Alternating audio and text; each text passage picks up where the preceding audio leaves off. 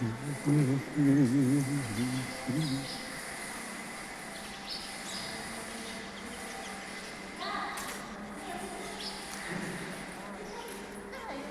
పల్లె ఉంటే బాగుంటుంది. నువ్వు ఖాళీ కూర్చుని టీమ్ లీడర్ ఆమె.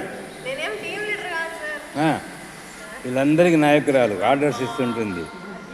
అంతే కదా. ఈరోజు వీళ్ళకేం పని చెప్పినారు? Very good. ఏదో ఒక చిన్న చిన్న పని, బరువు పని లేకుండా.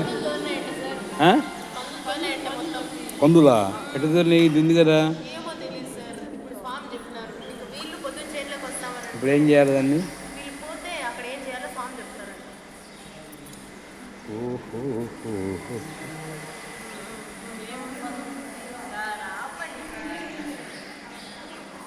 మీరని ప్రత్యేకంగా ఎవరైనా కనుక్కుంటారా?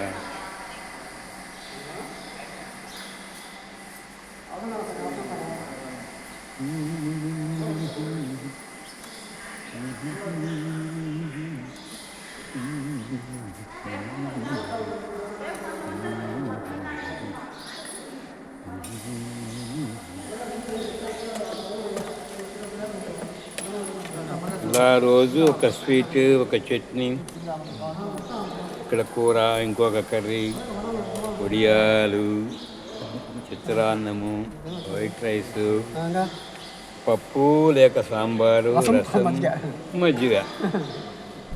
10 రకాలైనటువంటి వాటితో వచ్చినటువంటి యాత్రికులకు, భక్తులకు అందరికి కూడా ఈ అచలానందాశ్రమంలో అన్నప్రసాదం అందజేయబడుతుంది.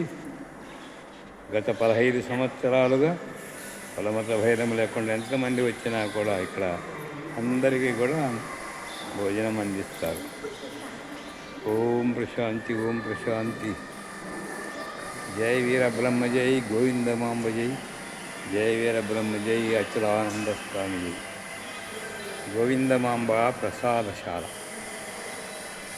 ఇక్కడ ఈరోజు ఉభయదాతలను కంప్యూటర్లో చిత్రీకరించి ఇలా డిస్ప్లే చేస్తూ ఉంటారు. 1602 రూపాయలు చెల్లిస్తే 5 సంవత్సరాల పాటు పుట్టినరోజు కానీ, పెద్దల తిది రోజున కానీ, పెళ్లి రోజు కానీ వారి పేరుతో అన్నదానం జరుగుతుంది. 5000 రూపాయలు సమర్పిస్తే 20 సంవత్సరాల పాటు వీరి పేర్లతో అన్నదానం కొనసాగుతుంది. ఇవన్నీ కూడా వచ్చినటువంటి భక్తాదులు సమర్పించినటువంటి బియ్యం. వచ్చిన వారంతా కూడా వారి వారి శక్తి మేరకు బియ్యం మూటలు తెచ్చి వేస్తుంటారు. ఇక్కడ శివరాత్రి వస్తుంది కాబట్టి కర్ణాటక నుండి ఒక లారీ కూరగాయలు వస్తాయి త్వరలో. అవి ఇక్కడ పెట్టడానికి సిద్ధం చేస్తున్నారు, శుభ్రపరుస్తున్నారు మా కార్యకర్తలు.